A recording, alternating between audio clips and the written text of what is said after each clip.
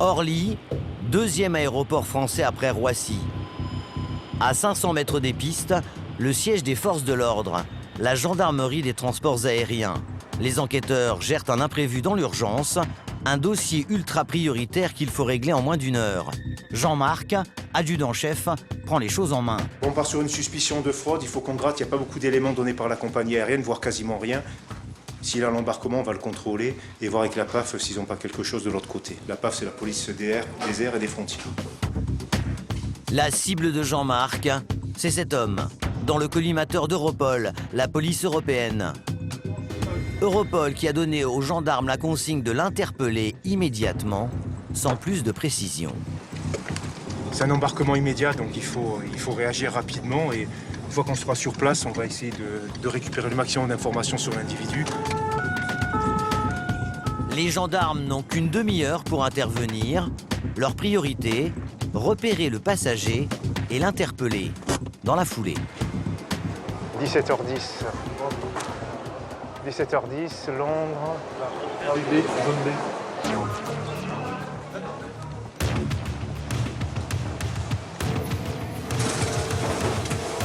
Bonjour, gendarmerie.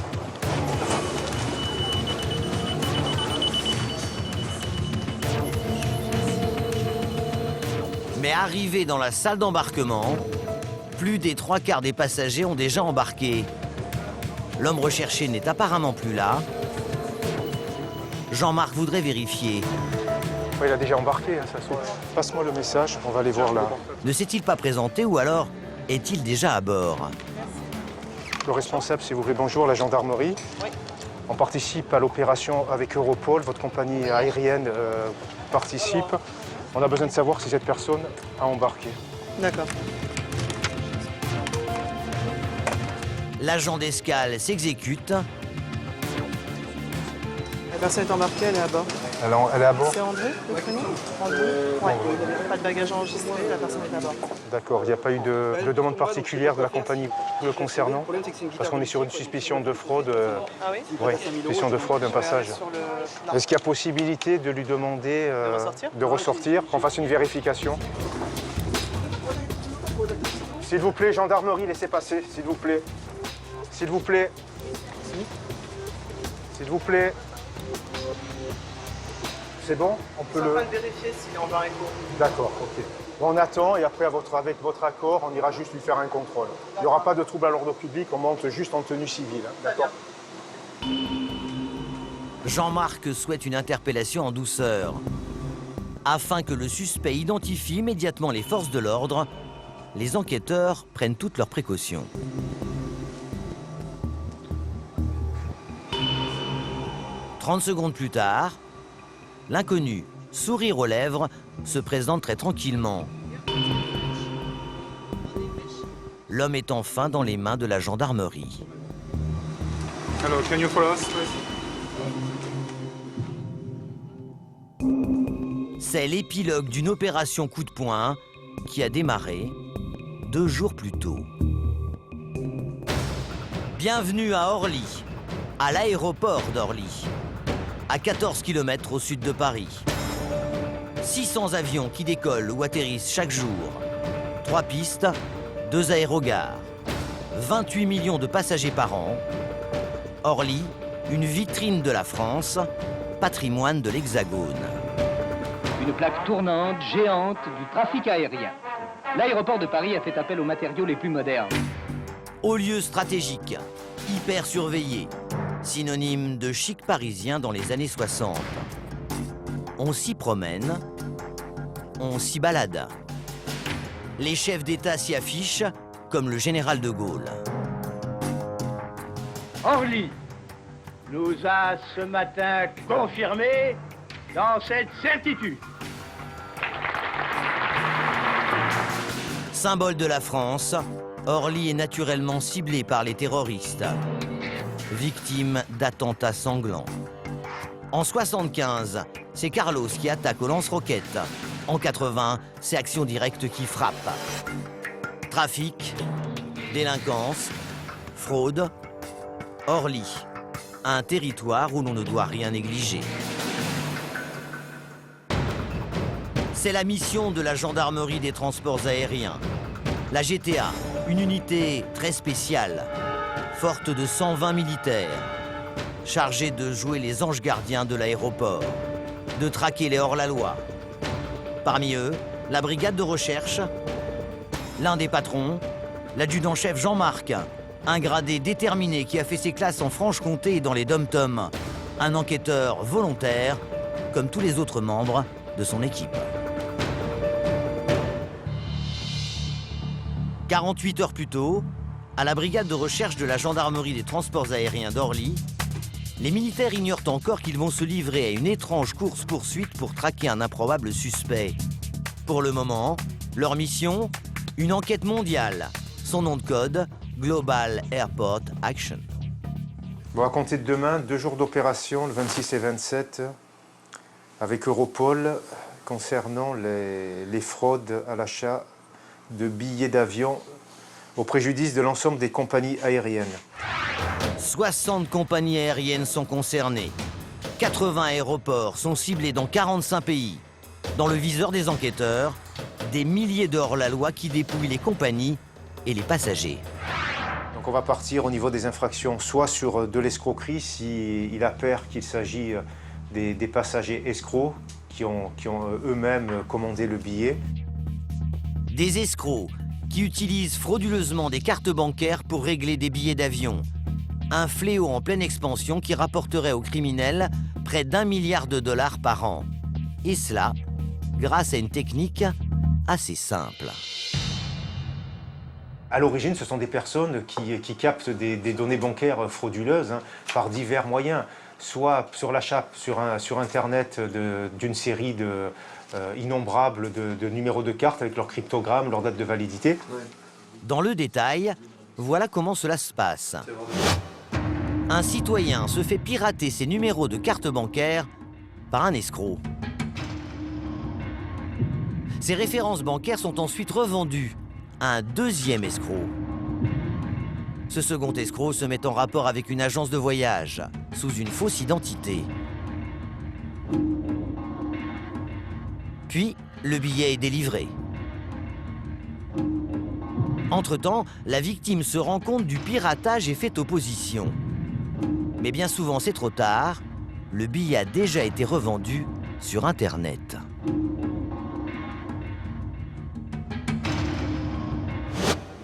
Jean-Marc et ses hommes le savent. Lors de l'opération, ils n'interpelleront pas que des malfaiteurs chevronnés. Ils arrêteront également des receleurs d'escroquerie. Des hommes ou des femmes qui, parfois naïvement, se sont laissés berner par des escrocs, en voulant tout simplement faire des économies. Pourtant, lors de l'achat, le simple citoyen devrait bien voir que quelque chose cloche. Démonstration. Je vais aller sur un site d'annonce bien connu. Je mets mes mots-clés, billets d'avion. Je fais une recherche. Bon, et déjà, la première annonce, billet d'avion électronique, départ Martinique et arrivée Paris. Il est mentionné qu'il s'agit d'un billet électronique. Voilà. L'annonceur mentionne qu'il lui suffira de modifier les coordonnées. Ça ne se passe pas comme ça. La personne, si elle avait déjà acheté un billet à son nom, elle ne peut pas modifier. Et en plus, elle indique, là, ça c'est vraiment flagrant, le prix du billet est négociable. Une compagnie aérienne, elle ne négocie jamais son billet. 21 h. L'opération contre les fraudes à la carte bancaire est lancée. À la gendarmerie des transports aériens d'Orly, un premier signalement d'Europol vient d'arriver. Il va mettre toute la brigade en alerte. Un passager titulaire d'un billet acheté frauduleusement serait sur le point de prendre l'avion. Donc vous avez une sollicitation sur un à 21h55, Orly, Barcelone. Donc suspicion de fraude. L'avion doit décoller dans moins de 30 minutes. Il n'y a donc pas une minute à perdre. Philippe et son collègue Jean-Michel décident de se rendre immédiatement à l'aéroport. Pour l'instant, l'infraction n'est pas avérée. Elle ne sera constituée qu'à partir du moment où il voudra embarquer. Donc nous, il faut qu'on intervienne avant qu'il embarque. Voilà. Les gendarmes veulent interpeller le voyageur pour vérifier comment il a acheté son billet. Direction le terminal sud où il doit embarquer. Très vite, les enquêteurs arrivent sur le tarmac. Le titulaire du billet d'avion doit se rendre à Barcelone. Pour ne pas le rater, les enquêteurs empruntent un raccourci réservé au personnel habilité. Un escalier qui permet de rejoindre directement la porte d'embarquement de la compagnie aérienne.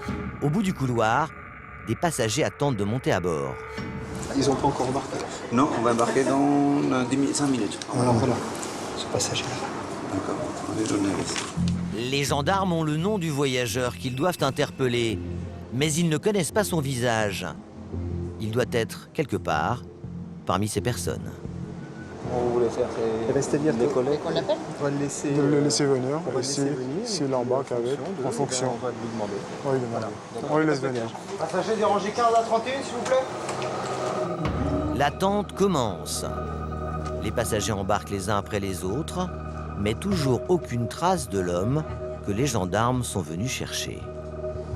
Destination de Barcelone au port de Disquet pour le reste des passagers. Bon voyage, merci. L'embarquement touche à sa fin. Quand soudain, cet homme se présente dans la deuxième file, la plus éloignée des gendarmes. L'employé de la compagnie donne le signal. Oui, ça marche.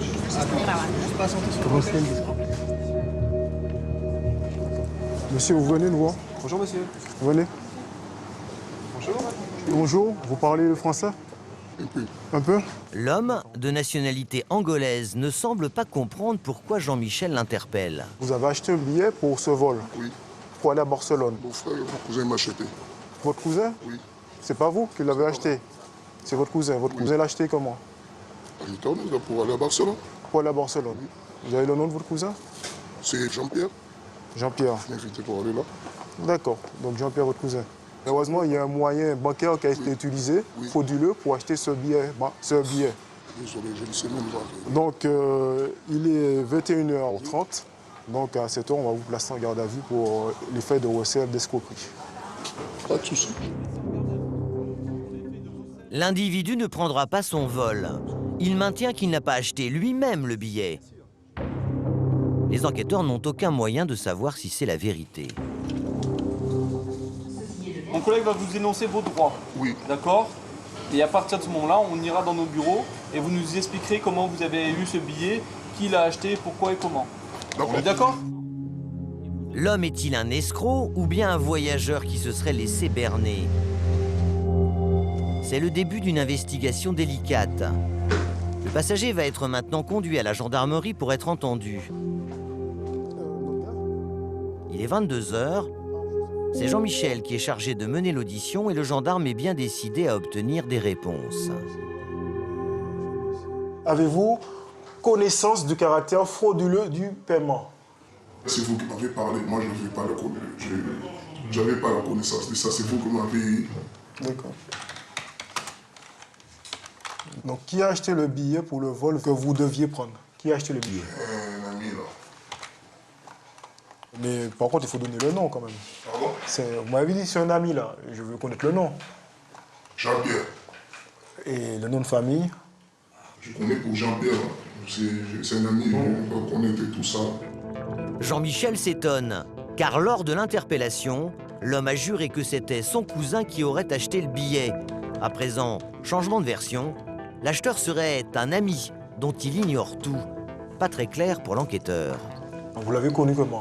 Moi, je l'avais connu. Oui. Je l'ai connu une fois dans un boulot. On ne se voit pas beaucoup, mais je l'ai vu déjà.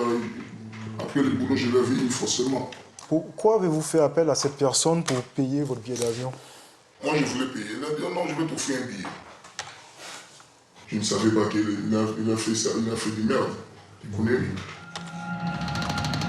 Selon le suspect, c'est une connaissance qui lui aurait offert gracieusement le billet d'avion. Seulement voilà, si l'homme est aujourd'hui placé en garde à vue, c'est parce que ce voyage a été acheté avec des coordonnées bancaires volées. Pour l'achat du billet, est-ce qu'il y a eu une contrepartie? Est-ce que vous deviez faire quelque chose pour Jean-Pierre? Non, non, je ne fais rien. Je fais rien. Non. D'accord. Question. Il vous a dit combien il a payé le billet? 80 €. L'homme minimise le préjudice, car pour la compagnie aérienne, le montant du billet et donc de la perte s'élève en réalité à 140 €. Jean-Michel met fin à l'audition, car il pense que le suspect ne dit pas toute la vérité et qu'une nuit passée en cellule pourrait le faire réfléchir. Vous m'avez dit des choses là.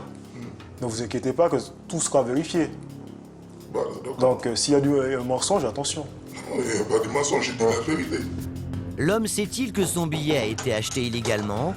Les gendarmes comptent sur l'audition du lendemain pour le découvrir. Des enquêteurs qui ignorent alors totalement que cette opération va leur permettre d'interpeller d'autres hors-la-loi, dont un escroc présumé de grande envergure. Le lendemain, les enquêteurs tentent de démêler le vrai du faux dans les différentes versions de l'individu, interpellé la veille. Allez-y, asseyez-vous. Un Angolais arrêté alors qu'il s'apprêtait juste à prendre l'avion, muni d'un billet acheté avec des coordonnées bancaires volées. Donc il est 8h55, on va commencer l'audition. Lors du premier interrogatoire, le suspect a assuré que c'était une connaissance qui lui avait offert ce voyage. Les enquêteurs doutent de cette déclaration. Ils vont donc immédiatement le mettre face à ses contradictions. Le mec, vous le connaissez pas? Il vous file un billet de 140 €, vous trouvez ça normal, vous? Moi, j'ai vu ça normal. Moi, je ne vais pas savoir où il a atterri, comme il a pris les billets. Ma question, c'est juste, est-ce que vous trouvez ça là normal? Bon. C'est oui ou c'est non? J'ai trouvé ça normal parce que... Oui ou non? Maintenant, je commence à trouver ça pas normal, mais avant, j'ai trouvé ça normal. D'accord. Le suspect persiste. Il a sans doute été manipulé, dit-il. Les enquêteurs vont lui faire comprendre que sa position n'est pas tenable. Leur stratégie, faire monter la pression. Votre déclaration n'est pas du tout crédible. D'accord? Je ne vous crois pas, c'est un mensonge. La dite personne ne fait pas de cadeau à 140 € sans rien demander en contrepartie. Soyons pas dupes. Vrai ou faux? En fait, personne n'y croit. Le suspect hésite. Il est de plus en plus mal à l'aise. Et au bout de quelques secondes, il finit par faire une révélation. Il m'a dit que le billet, il va acheter ça dans une agence où il a les connaissances, dans les prix normaux, que moi je me rembourse l'argent. À combien? À quelle somme? Combien ça va coûter le billet? Il disait que je le donne 70 €, parce que j'étais juste. Pourquoi ne pas le dire directement? Chef. Parce que là, ça... Alors, pourquoi? Pourquoi? Bon. Et qu'est-ce qu'il nous dit que là, c'est la vérité? C'est la vérité. Qu'est-ce qu'il nous dit que vous mentez? Tout à l'heure aussi, vous avez dit que c'était la vérité. C'est la vérité, ça. Le suspect avoue. Il n'a pas obtenu le billet gratuitement. Alors que le prix officiel du voyage s'élevait à 140 €, l'escroc lui a demandé de verser la moitié de cette somme. Avec une telle différence de prix, logiquement, le suspect aurait pu avoir des doutes. Est-ce que vous saviez que le billet n'était pas acheté de façon légale? C'est pas légalement qu'on traite derrière. Quand on traite derrière des affaires, je sais que ce n'est pas légal. Oui. Donc je savais que mon billet a été acheté frauduleusement. Voilà. Le suspect vient de reconnaître qu'il était hors la loi. Même s'il ne connaissait pas les détails de la fraude, il aurait dû se rendre compte que l'achat du billet à moindre coût n'était pas normal. À l'issue de l'audition, Frédéric est satisfait. Avec les aveux, il reconnaît les faits. Il est prêt à rembourser le préjudice subi par la compagnie aérienne. Donc voilà, c'est bon pour nous, c'est une bonne chose. Maintenant, c'est le magistrat qui décide. L'homme repart libre, mais il sera bientôt convoqué devant la justice. Il encourt 5 ans de prison. Pour les enquêteurs, cette première interpellation est significative. Voilà un passager qui a volontairement pris des libertés avec la loi. Mais parfois, il en va tout autrement. Des citoyens lambda peuvent aussi être manipulés par des spécialistes de l'arnaque à la carte bancaire sans se douter de rien. Après le passager de mauvaise foi, voici un autre monsieur qui lui semble tomber des nues lorsqu'on l'interpelle. Vos billets, vous les avez achetés comment? J'ai acheté, c'est mon collègue qui l'a acheté. Véritable arnaque ou passager piégé, l'homme est transféré à la brigade. Il ne prendra pas son vol ce soir. Dans les locaux, les enquêteurs s'assurent que le passager a bien saisi la raison de son interpellation. Donc, est-ce qu'il a compris le motif de son placement en garde à vue pour le recel? Oui, j'ai bien compris. Ce ressortissant tunisien a été arrêté alors qu'il était en possession d'un billet acheté avec des coordonnées bancaires volées. Il est accompagné d'un traducteur. Qu'avez-vous à nous déclarer à ce sujet? Donc, كوش تقولنا في هذا الميدان هذا. أنا قاعد في القهوة ديما نمشي ألي روتور. Oui. L'occasion s'est présentée. D'accord. Avec quelqu'un. Avec quelqu'un. شهير أيمن شهير. Shahir. Qui s'appelait Shahir. C'est qui cette personne? Cette personne que je connais au café. Au café ici? À Saint-Denis. À Saint-Denis. L'homme se montre immédiatement coopératif. Il semble vouloir en finir au plus vite avec cette affaire. Alors les enquêteurs vont en profiter pour l'interroger sur les circonstances de l'achat du billet. Moi, je parlais à quelqu'un d'autre. D'accord. Et lui, il entendait la conversation. Car je parlais donc de me rendre en Tunisie. En Tunisie. Et que j'avais perdu ma carte bleue. Ma carte bancaire. Il m'a proposé de me faire une réservation sur Internet et payer avec sa carte bleue. Et donc, et qu'il paye à ma place, quoi. Voilà. D'accord. C'est donc par hasard, dans un bistrot de la banlieue parisienne, que cet homme se serait retrouvé face à un escroc. Sans sa carte de crédit, l'individu lui aurait proposé d'acheter son billet à sa place contre une somme en espèces. Ludovic veut maintenant savoir si le passager n'aurait pas cherché à tirer profit de cette transaction. Il a payé? Il a payé en espèces. Le jour même? Ah ouais.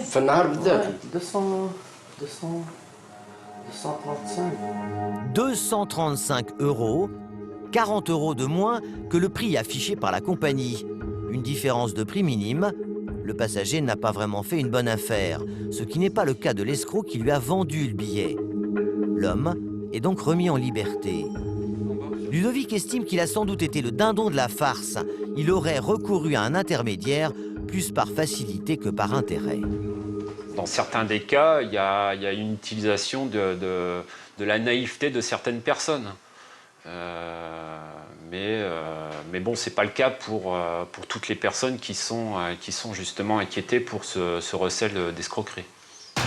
Dans un instant, les enquêteurs démasquent un véritable hors-la-loi de la carte bancaire.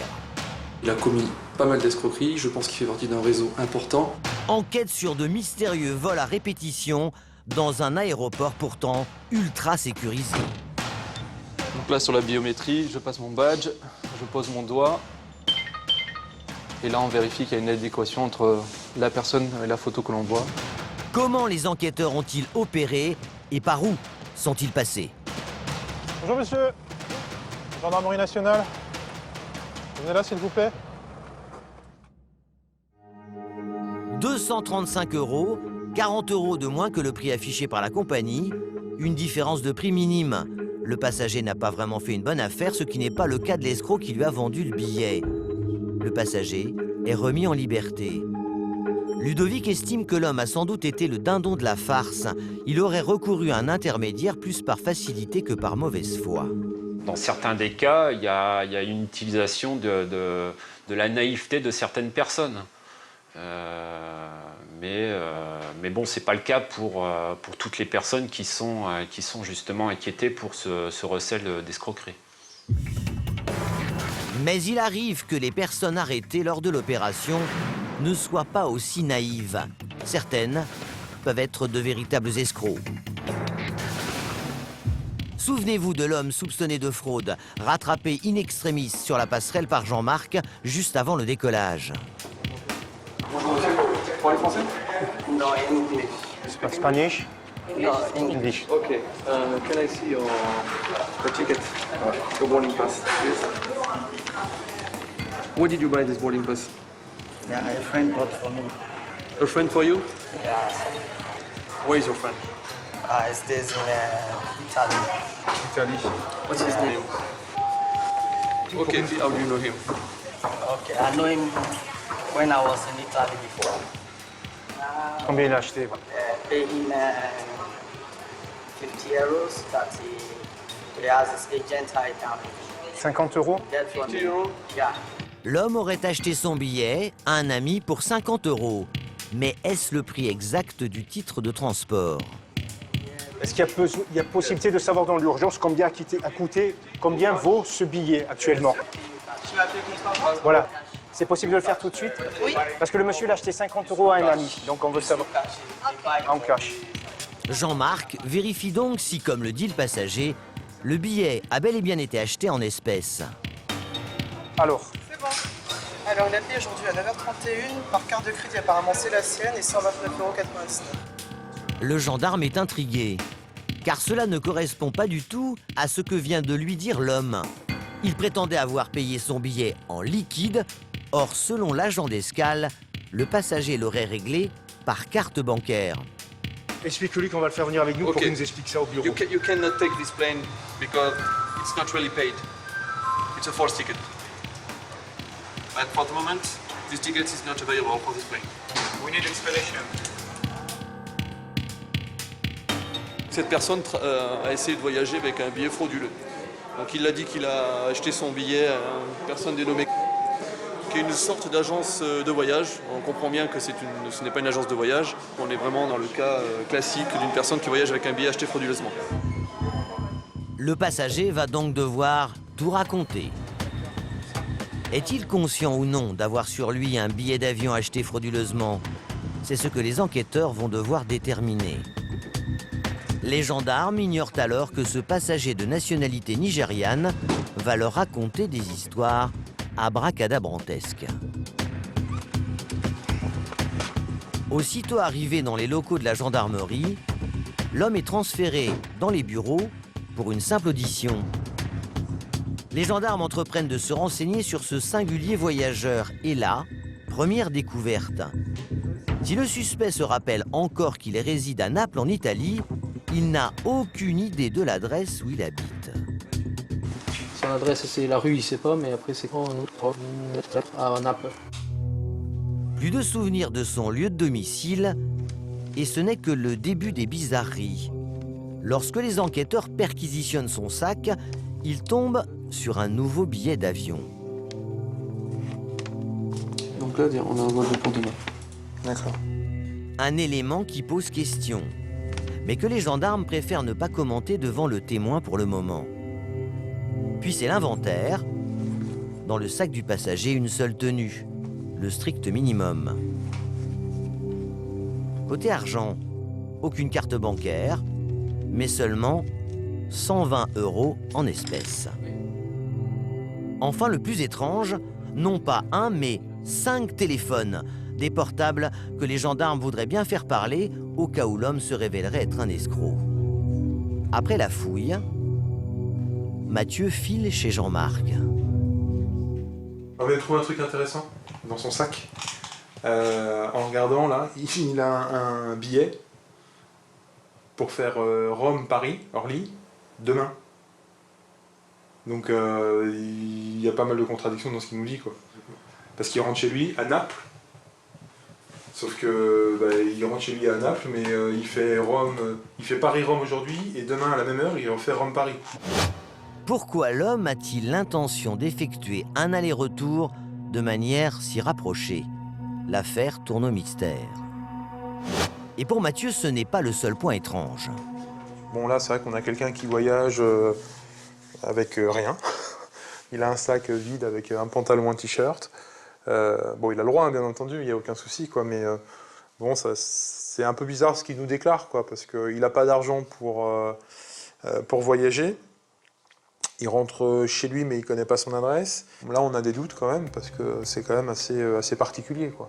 C'est rare de se dire, tiens, ce matin, aujourd'hui je prends l'avion ce soir pour revenir demain matin.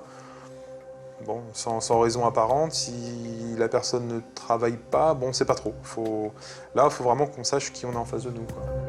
Le mystère va encore plus s'épaissir, car les gendarmes viennent de découvrir dans le détail comment le passager a réglé son billet d'avion. Contrairement à ce que raconte l'homme depuis le début, ce n'est pas en espèces. mais avec une drôle de carte bancaire, une CB, très particulière. What I don't understand is here I have some documents, proving that this ticket has been bought with a credit card. But I don't know how he does it as a problem. On va lui poser la question, est-ce que c'est lui qui a payé ça avec ce numéro de carte? Si c'est pas lui, ça veut dire que c'est la personne qui l'y a commandé. Do you recognize this number as being your credit card number? No, this is not my credit card. Les gendarmes sont confrontés à un casse-tête. Car contrairement à ce que dit le passager, le billet d'avion n'a pas été payé en liquide, mais par une carte bancaire. Ensuite, problème, sur la carte bancaire ne figure pas l'identité entière du passager, mais uniquement son prénom. Hypothèse des enquêteurs, il s'agirait d'une carte bancaire contrefaite.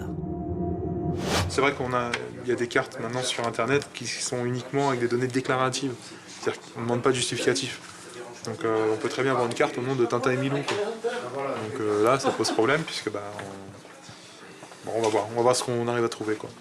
Les enquêteurs ne savent plus sur quel pied danser. Est-ce un hors-la-loi chevronné qu'ils ont devant eux ou tout simplement un citoyen crédule? Yeah, that's why I'm telling you everything. I don't want to lie. Yeah, sure. I know that because I know the implication of lying. I've been in Europe now for 10 years. Okay. Even if you call Italy, I don't have any problem. I don't have any case. I've never had any problem. I did my marriage. I have 2 children here, and I'm working. Okay. I never had any problem just for this. Okay. For 10 years. Sounds good. Comme il subsiste beaucoup d'interrogations sans réponse, les enquêteurs décident de placer le passager en garde à vue. You are under arrest starting from now. Yeah. L'homme est sonné, sous le choc. Au bord des larmes, il est conduit en cellule où il devra passer la nuit avant la reprise des interrogatoires. Ok, good night. De leur côté, les gendarmes restent sans explication. Avec une grande interrogation, ont-ils affaire à un gros poisson ou à un simple pigeon?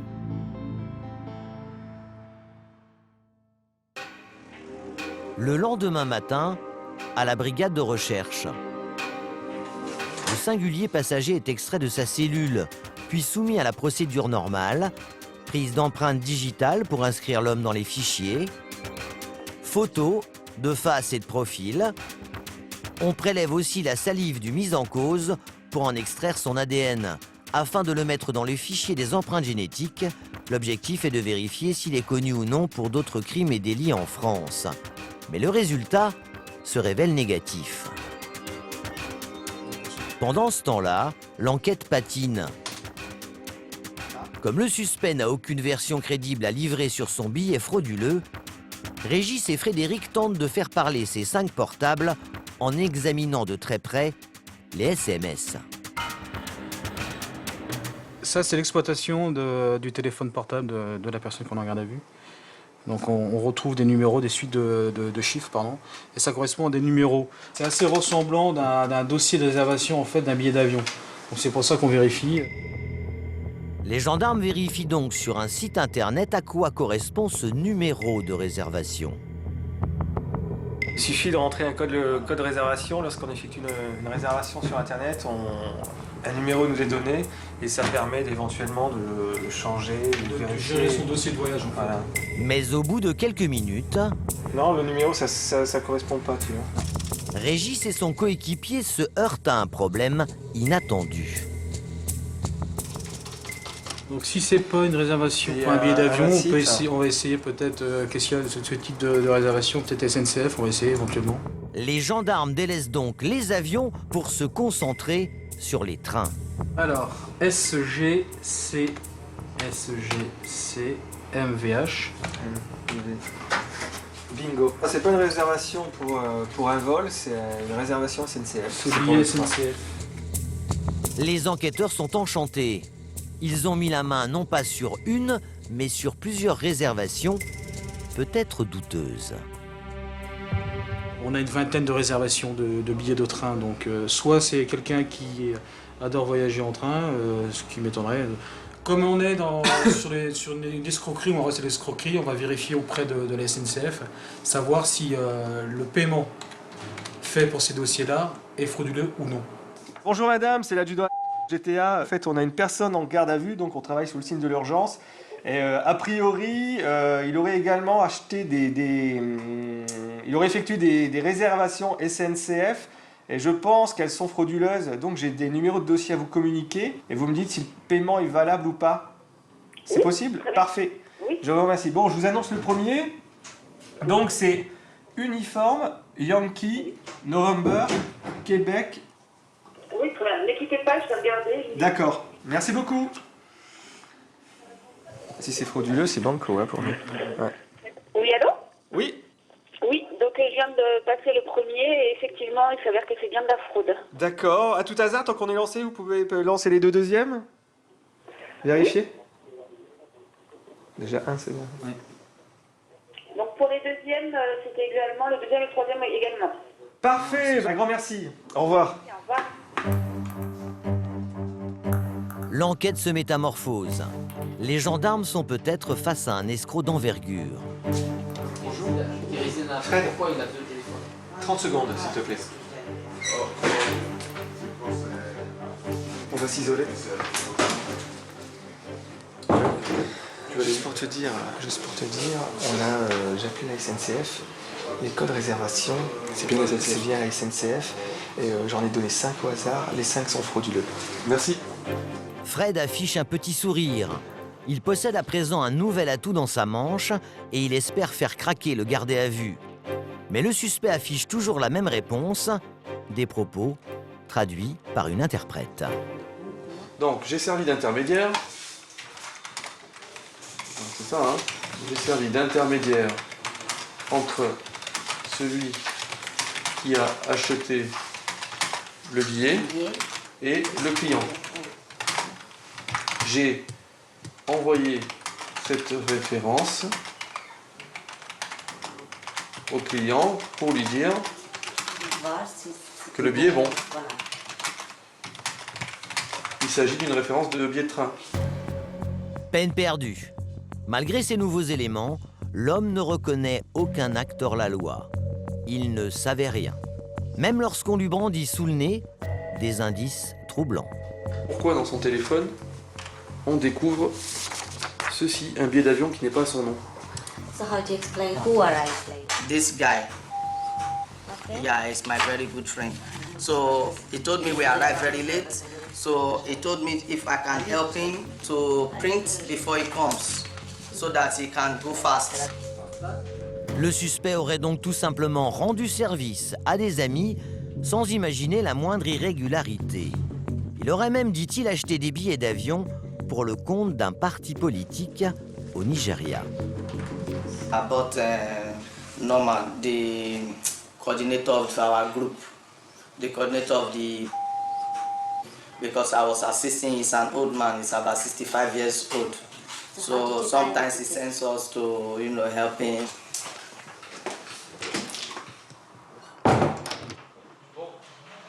C'est quoi votre conviction là? Ma conviction elle est très simple.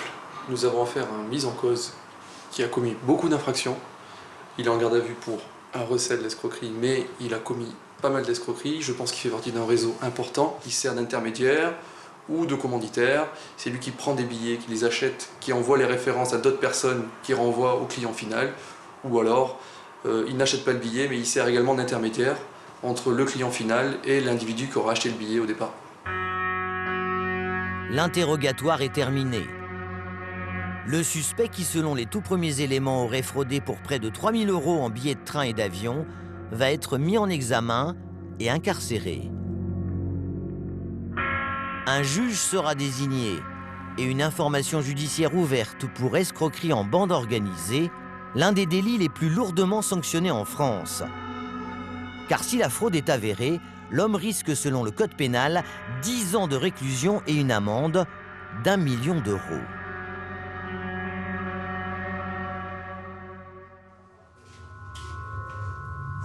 Pour Jean-Marc, l'un des patrons de la brigade de recherche, cette interpellation avec les autres prouve le succès de l'opération coup de poing d'Europol.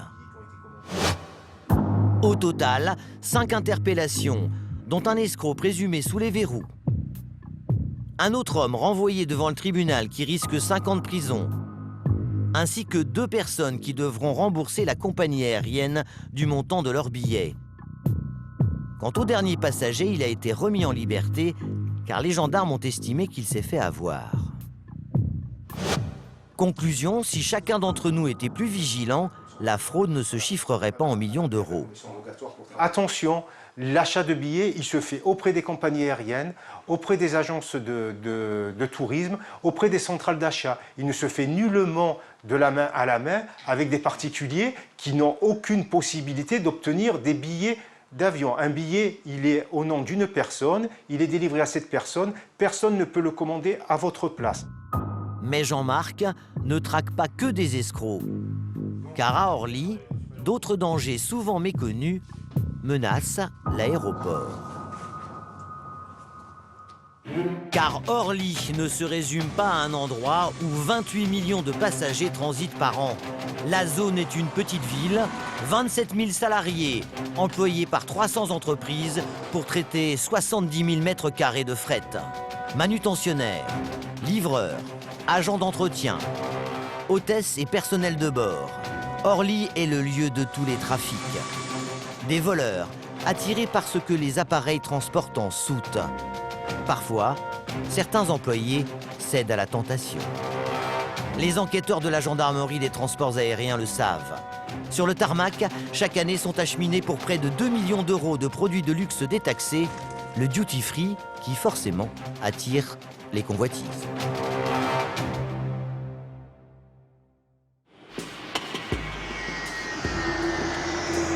Quelques jours plus tard, c'est un dossier particulièrement épineux qui va mobiliser toute la brigade de recherche. Ce matin, Jean-Marc vient d'être informé d'un dépôt de plainte. Une compagnie aérienne aurait été victime d'un vol d'articles de luxe. Le préjudice s'élèverait à plus de 4 000 €. Il y a eu un vol de 147 produits.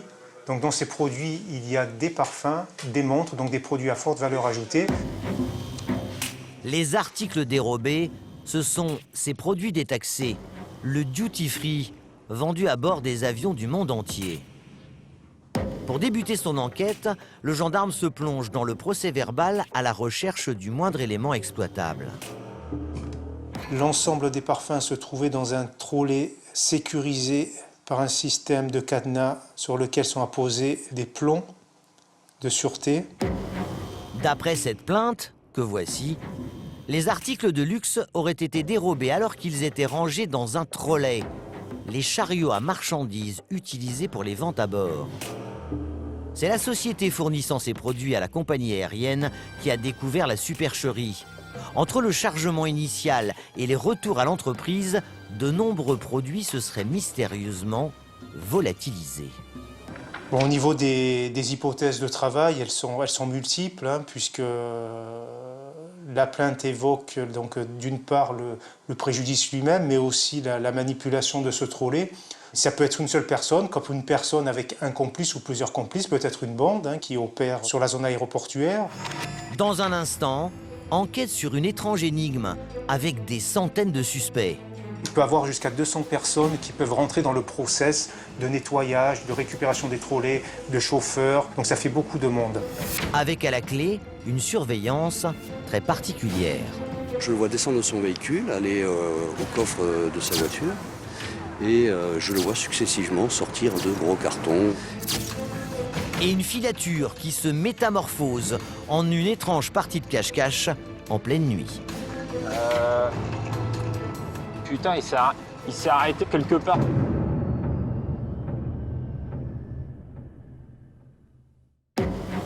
D'après cette plainte, que voici, les articles de luxe auraient été dérobés alors qu'ils étaient rangés dans un trolley, les chariots à marchandises utilisés pour les ventes à bord. C'est la société fournissant ces produits à la compagnie aérienne qui a découvert la supercherie. Entre le chargement initial et les retours à l'entreprise, de nombreux produits se seraient mystérieusement volatilisés. Bon, au niveau des hypothèses de travail, elles sont multiples, hein, puisque la plainte évoque donc d'une part le préjudice lui-même, mais aussi la manipulation de ce trolley. Ça peut être une seule personne, comme une personne avec un complice ou plusieurs complices, peut-être une bande hein, qui opère sur la zone aéroportuaire. Le dossier est pris très au sérieux par les gendarmes, car l'aéroport est une zone ultra sensible.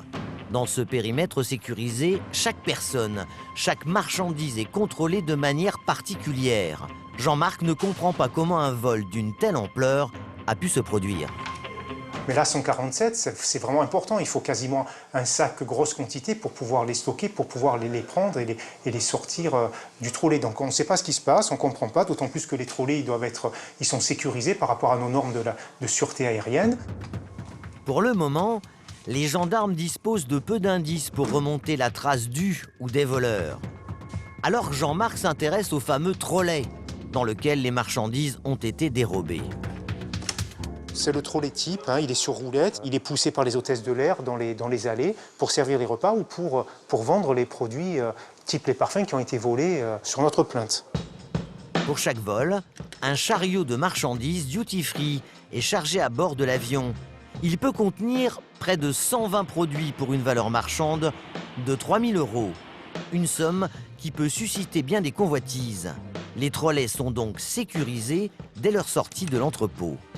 Une fois que la personne qui est en charge de confectionner le trolley a terminé, elle va fermer son système, elle va le verrouiller avec un cadenas sur lequel va se clipser un plomb. Un plomb, c'est cette petite languette située au-dessus du cadenas qui en empêche l'ouverture. Dans la compagnie, victime du préjudice, ils sont de deux couleurs différentes. Jaune, comme ici à gauche, ou vert, comme ici à droite. Les plombs de couleur jaune ou vert se trouvent à l'intérieur du trolley, sont mis à disposition de l'équipage, hein, donc des hôtesses de l'air, qui vont les mettre en place au retour. Des codes couleurs qui n'ont rien d'anodin. Si le vol est direct, les trolleys seront refermés par l'équipage avec un plomb jaune. En revanche, si l'avion fait escale et que l'équipage change, c'est un plomb vert qui est installé. J'ai besoin de plusieurs renseignements concernant les procédures de stockage. Jean-Marc s'est mis en relation avec la société de ravitaillement pour savoir dans quel état est revenu le trolley fracturé. Grâce à cet appel, il fait une découverte troublante.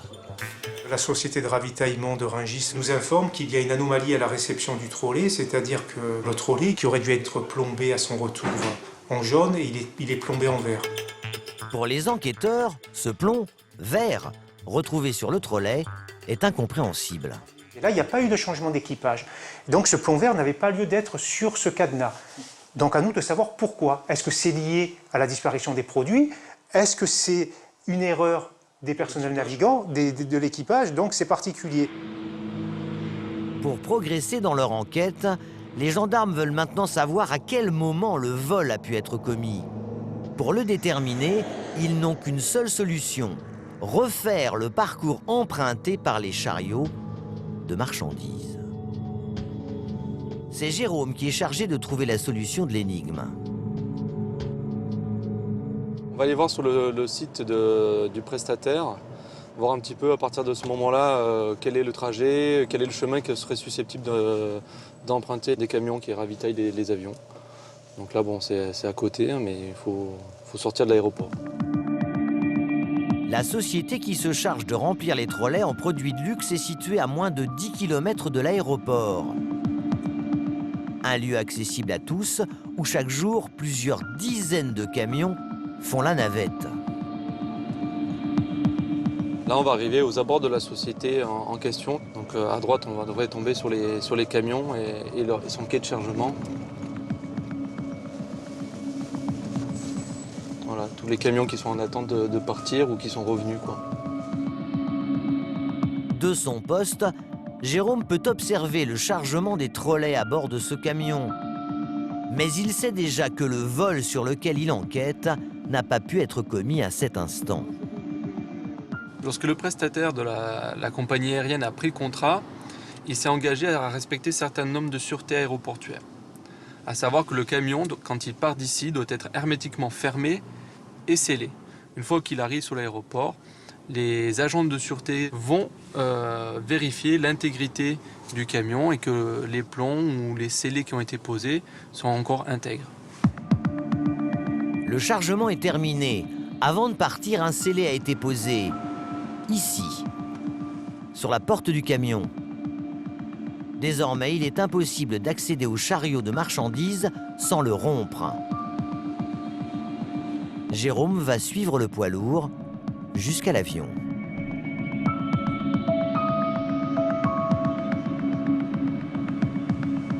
Là, en fait, on arrive à un point d'accès routier, inspection filtrage. Et à ce moment-là, en fait, le chauffeur va arriver, il va descendre de son camion, il va être inspecté, filtré, il va les badger puisqu'il est titulaire d'un titre de circulation aéroportuaire. Les agents de l'aéroport vont inspecter la cabine du chauffeur. Et ils vont vérifier que le scellé apposé sur la porte arrière est toujours là.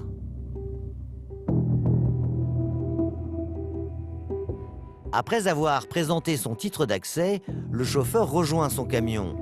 Tout est en règle, il peut entrer sur l'aéroport.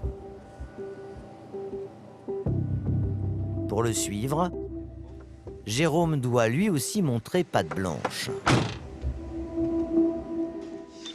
Donc là, sur la biométrie, je passe mon badge, je pose mon doigt. Et là, on vérifie qu'il y a une adéquation entre la personne et la photo que l'on voit et moi pour l'agent de sûreté. Douaniers, gendarmes, policiers, seules 600 personnes ont accès à toutes les zones de l'aéroport. Jérôme va maintenant rejoindre le camion, car il connaît le parcours qu'il va emprunter. Ouais, il est en train de prendre une voie de circulation afin de se rendre sur un avion et faire son vol. Après être rentré par ce point d'accès, le véhicule va traverser le terminal ouest en empruntant cette route. Puis il va rejoindre la zone sud. C'est toujours à cet endroit que les avions de la compagnie aérienne se font ravitailler. Le chauffeur va monter donc la passerelle et mettre les trolleys qui sont contenus dans son camion dans l'avion. Il va les positionner dans des emplacements qui sont bien définis dans chaque aéronef et les laisser à l'exploitation. Pour le militaire, c'est peut-être pendant ces minutes où sont manipulés les trolleys que le vol a pu être commis. La priorité des enquêteurs est maintenant de savoir qui était de service ce jour-là. Mais en effectuant ces recherches, ils vont découvrir que derrière ce vol se cache peut-être une bande organisée, des malfaiteurs capables de repasser rapidement à l'action.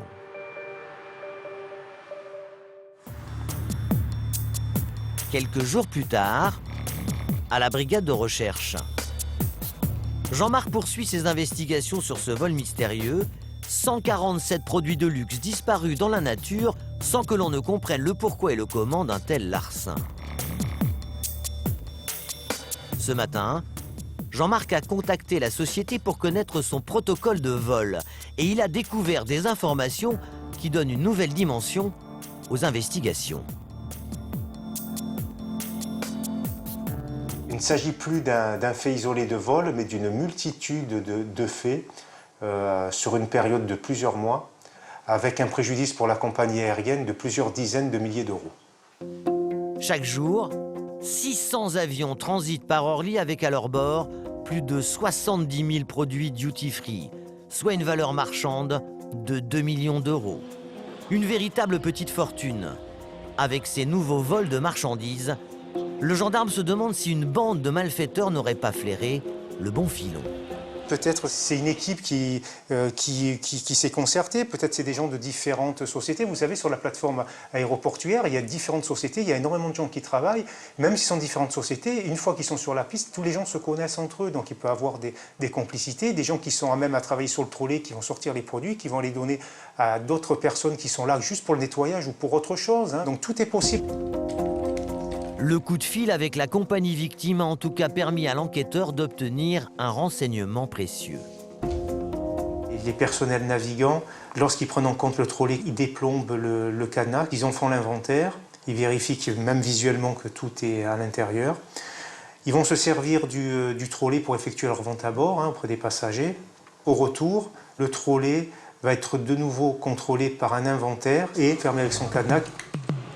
Compte tenu du nombre d'articles volés, Jean-Marc est convaincu que les hôtesses et les stewards auraient eu sans doute beaucoup de mal à sortir la marchandise sans se faire remarquer. Pour l'enquêteur, le vol a sans doute eu lieu après l'atterrissage. Le plus vraisemblable, c'est que le vol a été commis une fois que les personnels navigants quittent l'avion. Entre le moment où le trolley est laissé à disposition dans l'avion et sa récupération, jusqu'à ce qu'il soit transporté sur leur base de Rungis, toutes les hypothèses sont possibles. Il y a beaucoup d'intervenants, beaucoup de sociétés. Alors, pour tenter de dénicher des indices, Mathieu plonge son nez dans les inventaires de la compagnie aérienne. L'enquêteur découvre un élément hallucinant. Le ou les voleurs sont passés à l'action à 26 reprises. 26 dates où des produits de luxe ont été dérobés. D'incroyables pillages à répétition. À la date du 24 mai, on a un certain nombre de produits qui étaient au départ. Et à l'arrivée, on se rend compte qu'on a des trolley qui sont systématiquement pillés. C'est-à-dire que là, par exemple, on avait 33 produits présents dans l'avion au moment de la clôture faite par l'équipage. Et le lendemain matin, on est à 0. C'est-à-dire que sur l'ensemble du mois de mai, on a 602 produits qui ont été volés. Le mois de juin, on a 4 600 € de préjudice pour 526 produits volés. Le mois de juillet également, le mois d'août. En l'espace de 4 mois, 1500 articles auraient disparu, pour une valeur marchande avoisinant les 68 000 €. Un montant faramineux. En décryptant les inventaires, Mathieu note un détail significatif. Ça se passe la nuit, essentiellement la nuit, et uniquement sur les week-ends. C'est-à-dire qu'on part uniquement sur des vols se produisant le samedi et le dimanche. Le premier réflexe de l'enquêteur va être de s'assurer que les cadenas étaient bien présents sur les chariots lors de leur retour à l'entrepôt. Il va donc prendre contact avec la société qui ravitaille les avions. Et quelques heures plus tard, la réponse reçue par le gendarme va dépasser toutes ses espérances. La société nous transmet des photos intéressantes, donc là sur lesquelles on a des trolley, mais surtout, lorsqu'ils réceptionnent les trolley arrivent plombés avec des plombs verts. C'est une récurrence qu'on retrouve sur chaque vol. Souvenez-vous, lors du premier vol, un plomb vert non réglementaire avait été également retrouvé sur le chariot dévalisé. Une signature qui laisse penser à l'enquêteur qu'il pourrait s'agir du ou des mêmes malfaiteurs. Mathieu s'empresse de prévenir Jean-Marc. Avec tout ça, j'ai réussi à sortir le samedi et le dimanche uniquement. Uniquement les samedis et dimanches ? Uniquement samedi et dimanche. Et ça se fait, je pense sincèrement, avec tout ce que j'ai récupéré, entre l'arrivée de l'avion et l'inventaire qui est fait le lendemain matin dans la société de Catherine. Donc samedi, dimanche, il faudra qu'on voie exactement au niveau des personnels qui sont de vacations sur les week-ends. Voilà, c'est intéressant. Peut-être qu'on a affaire à une personne ou à une équipe de personnes qui travaillent ou qui ont l'habitude de travailler ensemble les week-ends. Donc là, on va vraiment maintenant focaliser sur les plannings de toutes les entreprises qui gravitent autour des aéronefs de notre compagnie aérienne qui est pillée. Pour les enquêteurs, il est urgent d'intervenir. Jean-Marc convoque toute son équipe pour établir un nouveau plan d'attaque. On va commencer la réunion. Mais pas facile de retrouver les voleurs, car le nombre de suspects potentiels dépasse largement la centaine de personnes. Il peut y avoir jusqu'à 200 personnes qui peuvent rentrer dans le process de nettoyage, de récupération des trolley, de chauffeurs, donc ça fait beaucoup de monde. On sait qu'il y a un préjudice, on sait comment ça peut être procédé, mais maintenant il nous faut des personnes susceptibles de commettre ceci et surtout savoir comment ça se passe. Voilà. Manutentionnaires, personnel d'entretien, chauffeurs. Les enquêteurs auraient 200 coupables éventuels dans leur viseur. Autant trouver une aiguille dans une botte de foin. Jean-Marc demande à ses hommes d'être donc à l'affût de la moindre information. Essayez de voir avec tout, aussi avec vos contacts dans les sociétés, tout ça, s'il n'y a pas des renseignements qui peuvent filtrer. Il y a toujours des gens qui nous apportent des éléments intéressants. S'il y a des gens qui essayent de revendre sur la plateforme des parfums ou qui écoutent des parfums ou des montres, etc. Les gendarmes ont la mine des mauvais jours. Cette mission est désormais prioritaire. Il faut à tout prix mettre un terme aux agissements dus ou des malfaiteurs, car c'est la sécurité de l'aéroport qui est en jeu. On ne peut pas se permettre d'avoir des gens qui sont capables de piller des trolleys, de les sortir de la zone aéroportuaire. Si ces gens-là sont capables de faire ça, ils sont capables de rentrer des objets qui peuvent être néfastes ou contraires au protocole de sûreté, donc dangereuses pour des vols. Hein. Donc voilà, des gens comme ça, ils n'ont rien à faire chez nous. Pour mettre la main sur le ou les voleurs, les gendarmes vont devoir passer au crible les plannings des sociétés. Un travail titanesque, mais qui va finir par porter ses fruits. C'est Jérôme qui est chargé de faire le tri parmi les 200 suspects, vérifier s'ils étaient présents ou non lorsque les 26 vols ont été commis. Colonne par colonne, on va essayer de faire des éliminations, c'est-à-dire qu'on va prendre la colonne ou des agents de sécurité où on s'aperçoit qu'il n'y a pas d'agent qui revient systématiquement sur chaque jour des faits. Hein. Pour les personnels qui ont préparé les trolleys ou déchargé les trolleys le lendemain, c'est pareil, mais ce ne sont jamais les mêmes à chaque fois. Pour le ménage, ils sont très nombreux, mais c'est pareil, il n'y a pas de présence systématique d'un des personnels. Par contre, on voit très bien qu'il y a 2 chauffeurs qui sont présents à chaque fois les jours des vols. Sur les 26 dates où les vols ont eu lieu, seuls 2 chauffeurs étaient de service. Une coïncidence troublante. Jérôme sent qu'il est sur la bonne piste, alors il va s'empresser d'aller vérifier leurs identités. Là, je suis en train de passer nos 2 chauffeurs au JITA, qui est un fichier pour les personnes qui sont titulaires d'un badge aéroportuaire. En quelques clics, l'enquêteur découvre la photo du premier suspect. Un homme âgé d'une 60aine d'années, chargé d'acheminer les trolleys jusqu'à l'avion, un individu qui lui semble familier. Celui-là, ça me parle, son visage déjà. Quant au deuxième homme, âgé d'une 50aine d'années, il n'est pas non plus inconnu de l'enquêteur. C'est vraiment des personnes qui me semblent avoir déjà été entendues précédemment. Le gendarme se souvient que ces 2 chauffeurs ont déjà été convoqués pour des affaires de vol. Il va donc se rendre dans la salle des archives de la gendarmerie pour vérifier l'objet de la plainte. Là, je suis en train de rechercher la procédure de l'année dernière que j'avais traitée. Au fil des pages, Jérôme va faire une découverte des plus singulières. Donc c'est bien ça, hein. On avait entendu l'année dernière, au mois de mars, ces 2 chauffeurs-là, pour la disparition d'une valeur commerciale de 1 300 € de produits, de parfums, pareil. Mais ça n'avait abouti à rien. Des parfums, exactement le même type de marchandise qui a été dérobé en grande quantité ces derniers mois. Plus l'enquête avance, plus les indices s'accumulent à l'encontre des 2 chauffeurs. Informé, Jean-Marc part enquêter lui-même sur le terrain. Philippe, je vais à Orly-Sud, je vais voir ma source là-bas. J'ai quelques infos à recueillir. Ça marche? Ok. L'adjudant-chef a activé son réseau.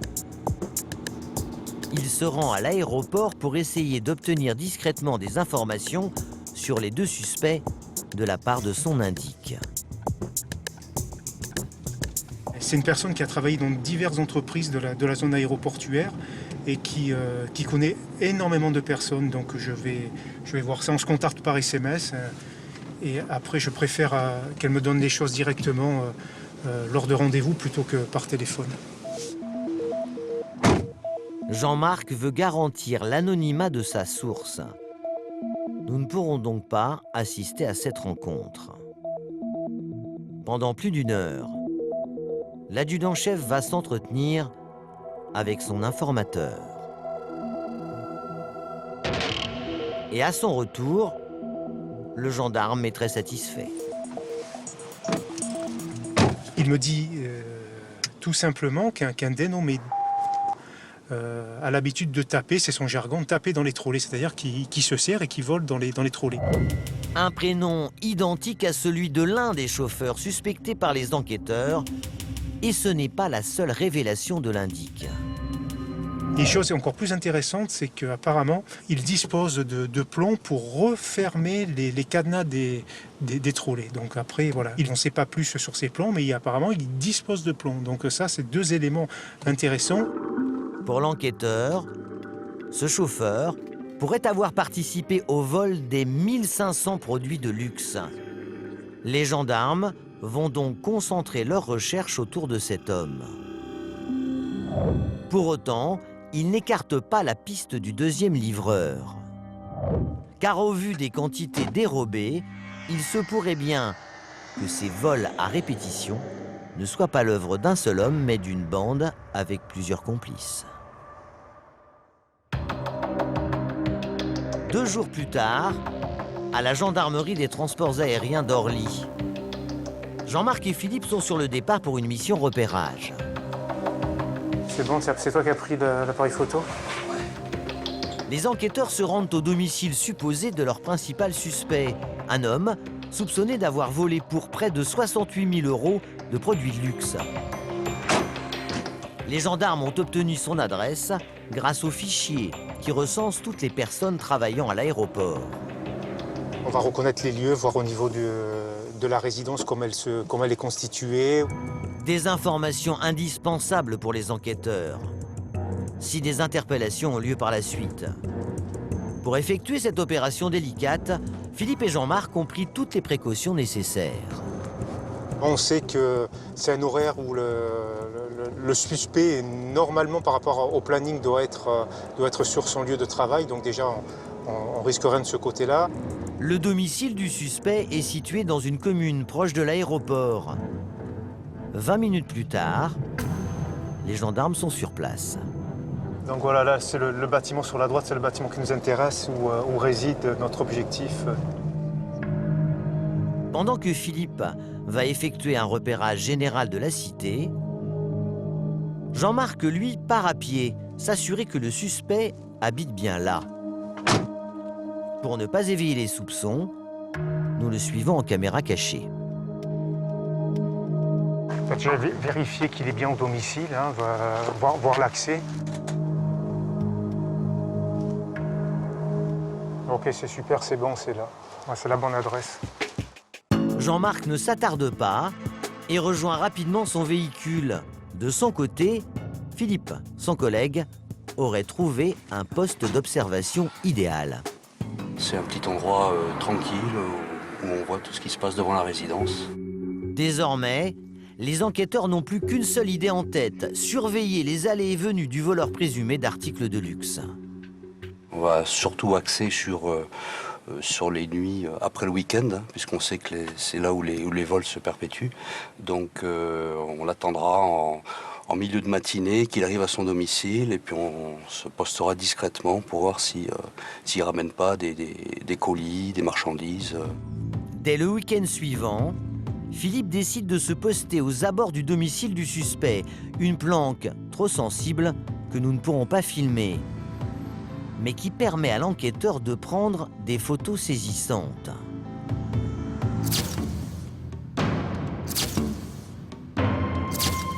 À cet instant, impossible de savoir le contenu des cartons, mais l'étau semble bien se resserrer autour du voleur présumé. Après sa nuit de travail, on peut se poser des questions sur la nature des cartons qu'il ramène à son domicile. Ce jour-là, en rentrant à la brigade, l'enquêteur apprendra que des articles de luxe ont encore été dérobés à l'aéroport. Pour les gendarmes, le trafic présumé du suspect n'a que trop duré. Dès le week-end prochain, ils mettront en place des surveillances pour suivre ses moindres mouvements.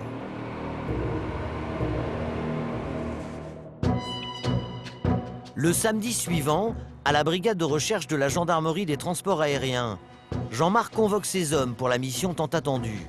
Ce soir, les enquêteurs ont décidé d'observer dans le détail le moindre mouvement du travail de nuit du chauffeur qui est soupçonné de vol. Ce soir, on adapte une surveillance, une observation plutôt mobile. Nos 2 suspects seront tous les 2 chauffeurs de camions. Ils vont avitailler la même zone au niveau de la compagnie aérienne. Ce soir, les gendarmes pisteront non pas une, mais 2 cibles. Le principal suspect, mais aussi son collègue. Car cet autre chauffeur était également de service à chaque fois que les vols ont été commis. On les prend en filoche depuis le départ sur Rungis jusqu'à la fin de vacation, départ avec leur véhicule, et on les suit jusqu'à leur domicile pour pouvoir déterminer tous leurs arrêts, savoir ce qu'ils font et comment ils manipulent au niveau de leur outil de travail, c'est-à-dire les camions. Alors, point important, si ce soir on les voit sortir quelque chose de suspicieux, on essaye de récupérer le maximum d'éléments, et si on peut faire un flag, on essaye de faire un flag. 4 véhicules, 8 hommes sont mobilisés pour cette opération. Un dispositif conséquent car les gendarmes pensent que leur principal suspect pourrait se livrer ce soir à de nouveaux vols.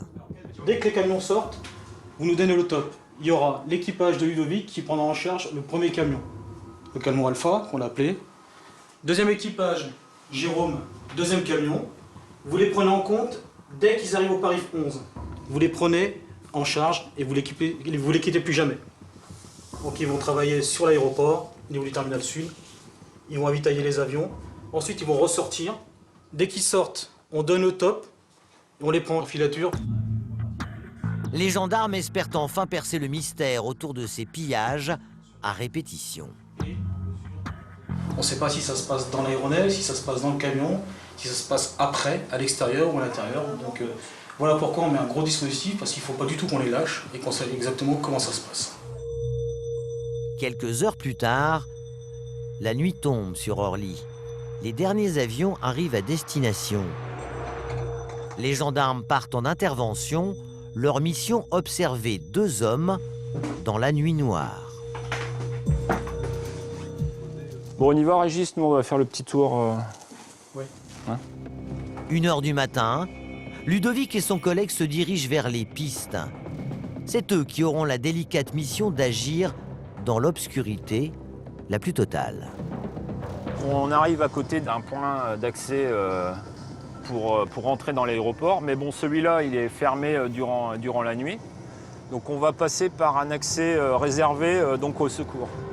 En empruntant cette entrée isolée, les enquêteurs vont pouvoir pénétrer sur le tarmac de nuit en restant le plus discret possible. Bon, étant donné qu'il n'y a pas énormément de personnes qui travaillent dans ce créneau horaire, forcément, il pourrait y avoir des soupçons sur le fait de voir plusieurs fois le même véhicule les suivre. Quelques minutes plus tard, c'est un SMS qui déclenche le début de l'opération. La première équipe nous prévient que justement les 2 chauffeurs viennent de partir, donc ils nous ont communiqué les plaques d'immatriculation. Et ils nous disent donc qu'ils sont en train de les suivre. Les gendarmes n'ont pas franchement de visibilité. Alors ils se postent à quelques mètres de la zone de contrôle, là où ils espèrent pouvoir voir sans être vus. Donc là, les camions vont arriver, vont se mettre dans les différents sas. Après quelques minutes d'attente seulement, le camion du principal suspect fait son apparition. Pendant que le chauffeur passe tous les contrôles de sécurité, les 2 équipes de gendarmes en profitent pour faire un dernier point. Tu te mets où, à côté du terminal? Donc moi, je me mettrai entre la Whisky 1 et la Whisky 2. Derrière les pare-souffles. Comme convenu, Ludovic et son collègue vont prendre en filature le camion de la cible principale, pendant que l'autre voiture de gendarme s'occupera du second chauffeur. Ouais, il est parti, là. Les enquêteurs ont obtenu le planning du livreur. Ils savent donc par quel avion il commence sa tournée.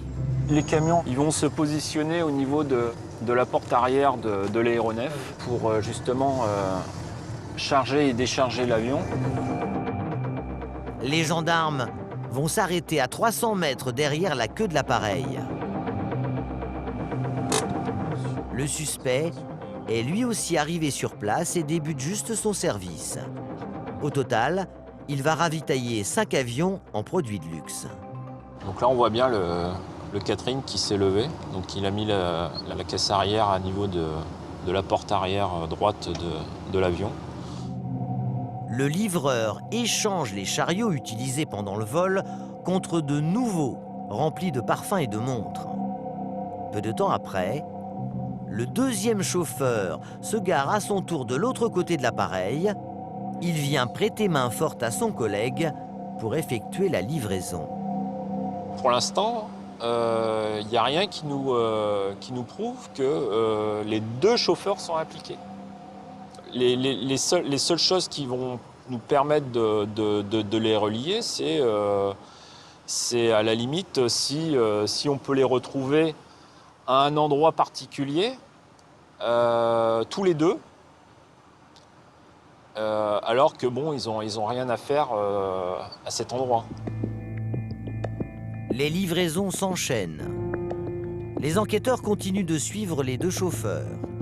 Un va-et-vient incessant qui dure depuis maintenant 2 heures. Pour ne pas se faire repérer, les gendarmes doivent se montrer invisibles.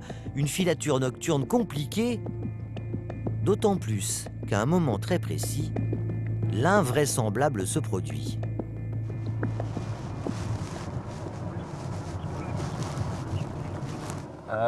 Merde. Putain, il s'est arrêté quelque part. Normalement, j'ai que j'avais en visu, mais je l'ai laissé partir sur le Paris 11. Ludovic est inquiet. Sans savoir comment, il vient de perdre la trace du principal suspect. Merde, attends, il s'est... Où est passé le livreur?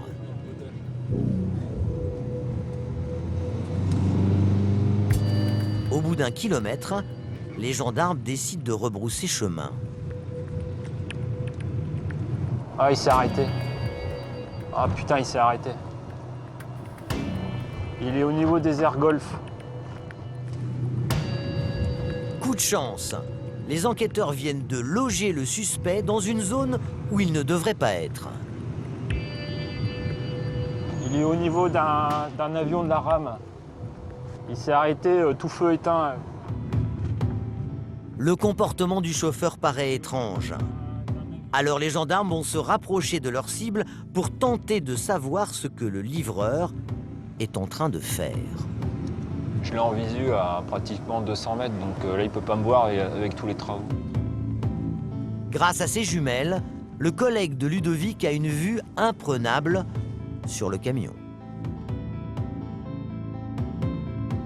La porte côté passager était ouverte. Ah ouais? Ouais, ça y est, ça y est, il monte à l'intérieur. Ah, alors apparemment il était sorti de son camion. Ouais. Et alors, il a ouvert la porte passager. Il y a de grandes chances qu'il a été dans sa caisse. Ouais. Ça y est, il se remet à bouger là. La caisse, c'est l'arrière du camion, là où sont entreposés les chariots de marchandises. Qu'a fait le chauffeur dans sa remorque à l'abri des regards? Trop tôt pour le dire. Là, il prend le petit rond-point. Le livreur a terminé son service. Il se dirige vers la sortie de l'aéroport pour regagner son entreprise. Il vient de sortir, je peux sortir alors. C'est désormais au tour de l'équipe de gendarmes positionnée à l'extérieur de surveiller le suspect. Il s'arrête? Ça descend. Ok, moi je coupe mes phares et je me gare. Le livreur vient de stationner son camion à proximité des collègues de Ludovic. Je viens de déposer 2 cartons dans les qui fait marche arrière et repart. Ok, c'est noté pour 2 cartons. Ah, c'est cool ça. Au bout du fil, Mathieu, qui vient d'assister à la scène, ne cache pas sa joie. En moins d'1 minute, le chauffeur a déposé 2 colis avant de repartir avec son camion. On va aller vérifier ce que c'est, quoi. On va voir si c'est bien ce qui nous intéresse, ce pourquoi on est là ce soir. On va essayer d'y aller discrètement parce qu'on attend qu'ils viennent les récupérer pour pouvoir l'interpeller. Mathieu s'empresse d'aller vérifier le contenu de ces mystérieux paquets. Voilà, ce qui nous intéresse. Là, c'est là.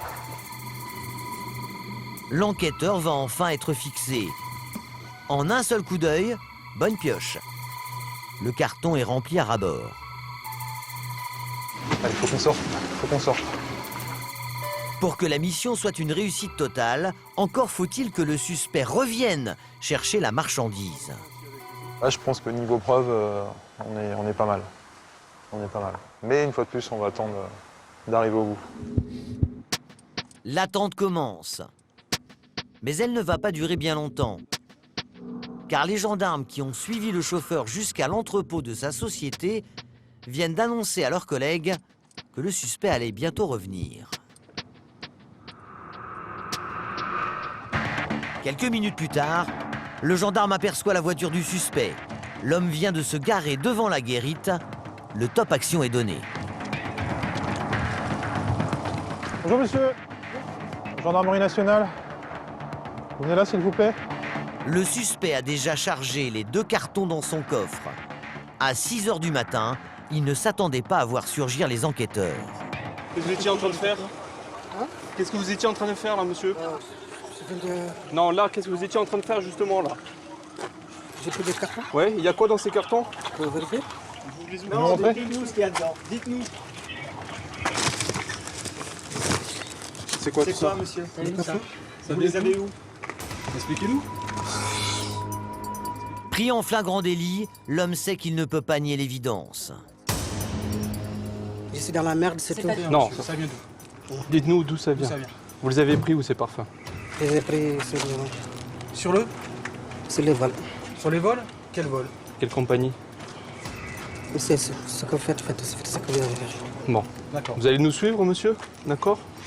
6h00, vous êtes passé en garde à vue, monsieur. C'est un succès pour les gendarmes. Grâce à cette surveillance, ils ont surpris le suspect la main dans le sac en flagrant délit. Les cartons sont immédiatement saisis. Les enquêteurs vont conduire le suspect à son domicile pour procéder à une perquisition. Leur espoir, retrouver d'autres marchandises dérobées, car ils soupçonnent l'homme d'avoir commis plusieurs vols. C'est vide là? Ouais. Ok. On va allumer la lumière. Mettez-vous sur le canapé. On va fouiller partout. S'il y a déjà des choses qu'on est susceptible de trouver qui proviennent, dites-le nous dès après. Non, vous ne trouverez rien. D'accord. Vous pouvez fouiller comme On est sympa avec vous, soyez sympa avec nous. De toute façon, on va fouiller, c'est pour gagner du temps pour vous. Je suis sympa avec vous. Ouais, ok. Venez, on va commencer par la chambre. L'homme dit-il la vérité? Pour en avoir le cœur net, les gendarmes vont passer au peigne fin chaque recoin de son domicile. Tout est fouillé, minutieusement inspecté. Alors, il y a un carnet de comptabilité, mais il y a de l'argent. On va compter ensemble l'argent, comme ça on est sûr. Hein. Il y a 300 euros. Pardon, il y a 300 euros. Mais 45 minutes plus tard, les enquêteurs se rendent à l'évidence. Il n'y a pas de traces de parfum volé au domicile du suspect. Mais désormais, l'homme va devoir s'expliquer.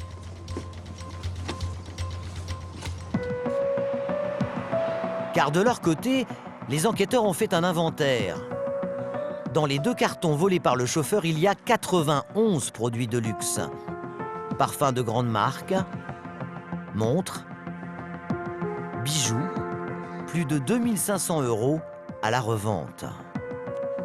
Ce qui nous intéresse, c'est de savoir pourquoi, comment, Il a fait ça, surtout comment. Qu'est-ce qu'il fait des produits une fois qu'il les a dérobés, quoi. Savoir Quelle est la suite de nous? s'il les revend, s'il s'est donné à la famille, enfin, etc. quoi. Maintenant, il faut qu'on sache où partent tous ces parfums. Quoi. Et pour obtenir ces réponses, Mathieu et Ludovic vont maintenant entendre le suspect en présence de son avocat. Les enquêteurs veulent avant tout savoir comment il s'y est pris pour dérober ces produits de luxe. Une fois que vous avez fini les avions, qu'est-ce que vous avez fait? Quel chemin vous avez pris pour sortir de l'aéroport? Je suis rentré, je suis sorti par là. Vous êtes sorti directement? Non, je me suis arrêté pour prendre les trucs. Il y a 2 trolleys. Donc 2 trolleys?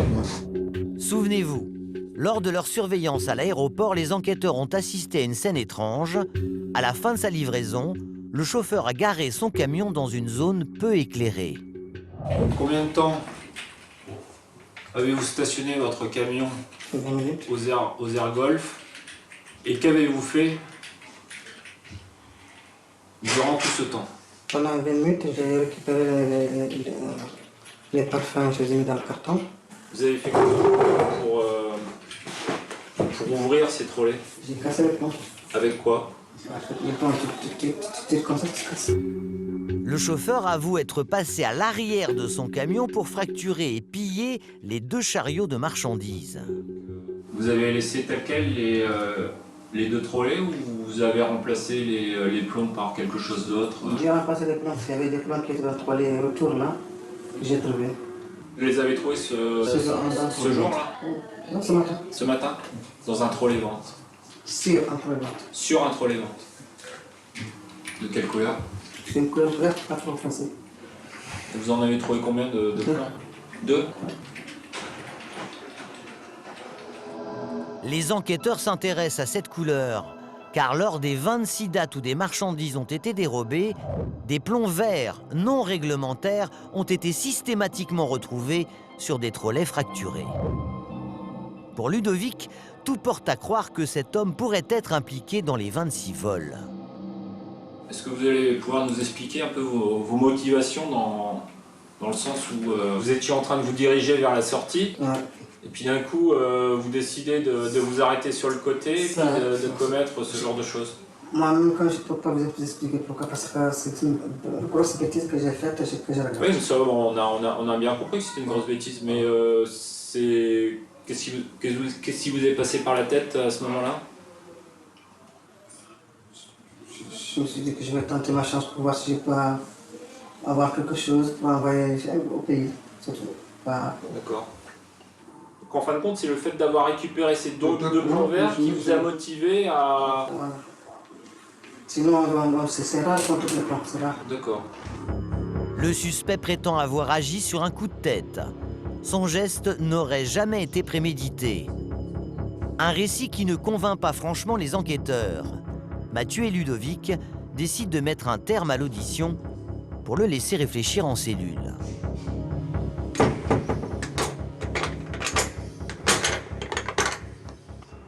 C'est un peu tiré par les cheveux, quoi. J'ai trouvé un plomb, donc je me suis dit, tiens, je vais fracturer un trolley, je vais vider ce qu'il y a dedans, je vais remettre les plombs. Bon, je vois une voiture dans la rue, c'est pas ce qui me donne envie de la voler immédiatement, par exemple, quoi. Comment démêler le vrai du faux? Un seul homme pourrait faire avancer l'enquête. L'autre chauffeur, car il travaillait avec le suspect la nuit dernière. Lui aussi a été surveillé un temps, puis mis totalement hors de cause. Je ne sais pas qu'est-ce qu'il a fait. Mes responsabilités ne sont pas engagées dedans. Je n'ai rien à voir avec ça. Moi, ça ne me regarde pas. Comme là, en sortant de piste, il va, il fait ce qu'il veut.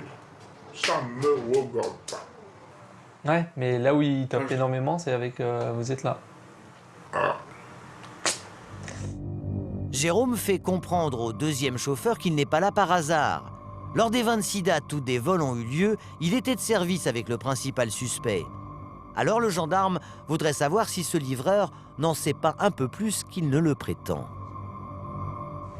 Est-ce que vous avez déjà constaté des agissements qui vous semblaient illicites de la part de monsieur? Est-ce qu'il a eu des comportements, des attitudes qui vous ont laissé penser qu'il faisait peut-être des choses pas terribles, quoi? Je savais qu'il avait des antécédents. On m'a toujours dit de me méfier de lui. Et moi, je me méfiais. Pourquoi vous méfiez par rapport à quoi? Par rapport à ce qui s'est passé, parce qu'on m'avait expliqué qu'avant on faisait... Ouais. Il avait pris des trucs de... Mais moi, je ne sais pas. Moi, je ne peux pas dire... Il cachait son jeu. L'autre chauffeur semble enfin saisir. L'affaire est plus sérieuse qu'il ne le pensait. Alors il n'hésite pas à dresser un portrait peu flatteur du principal suspect. Pour l'enquêteur, c'est peut-être l'occasion de savoir ce qui s'est vraiment passé la nuit dernière, car les 2 hommes ont travaillé à bord des mêmes avions.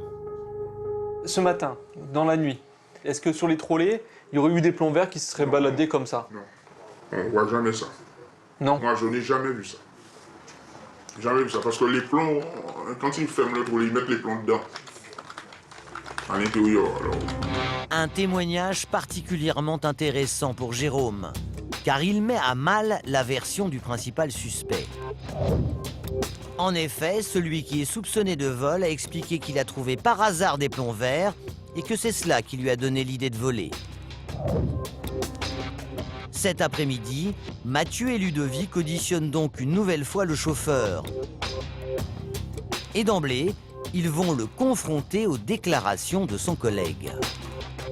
Vous avez dit ce matin que les 2 plombs verts étaient sur un trolley de produits de vente à bord. Donc comment se fait-il que lui déclare qu'il n'a découvert aucun, il est affirmatif là-dessus, qu'il n'y avait aucun plomb vert sur aucun trolley de produits de vente à bord? Pourtant, moi, j'avoue que j'ai trouvé ça sur un trolley, que j'ai récupéré ça. Bien sûr. Sûr et certain. Vous n'avez aucun moyen d'expliquer pourquoi monsieur nous certifie qu'il n'y avait... Il certifie, mais moi, je vous dis que j'ai trouvé ça sur un trolley et retour. J'ai tiré le trolley, je l'ai trouvé sur le trolley. Je ne sais pas quel avion, mais j'ai trouvé ça sur un trolley. Ok. Le suspect n'en démord pas. C'est sa parole contre celle de son collègue. À ce stade de l'enquête, les gendarmes ne peuvent l'interroger que sur le vol de parfum de la nuit dernière. Mais Ludovic tente sa chance quand même à propos des pillages à répétition. Est-ce que c'est réellement la première fois que vous fracturez un trolley au sein même de votre entreprise? C'est la première fois? Je n'ai jamais fait. L'homme n'en dira pas plus. Les enquêteurs bouclent l'audition.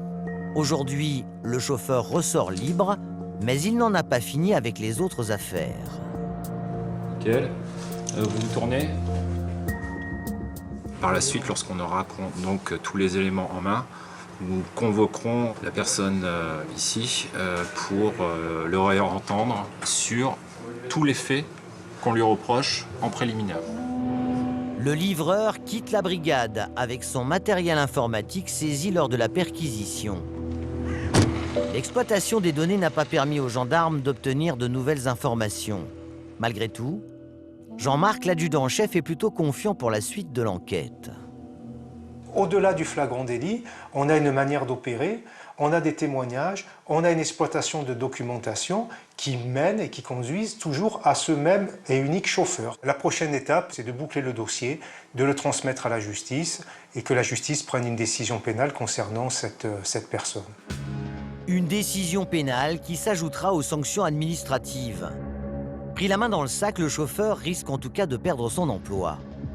Le fait que maintenant cette personne a été confondue lors de ce flagrant délit va permettre de lui retirer par le biais de la préfecture, ce sera une décision prise par le préfet, son habilitation donc à pouvoir travailler sur une zone réservée d'un aéroport. Selon le code pénal, le suspect risque une peine de 3 ans de prison et 375 000 € d'amende. Grâce à Jean-Marc et aux hommes de la gendarmerie des transports aériens, le balai incessant des avions peut à présent continuer chaque jour en toute sérénité.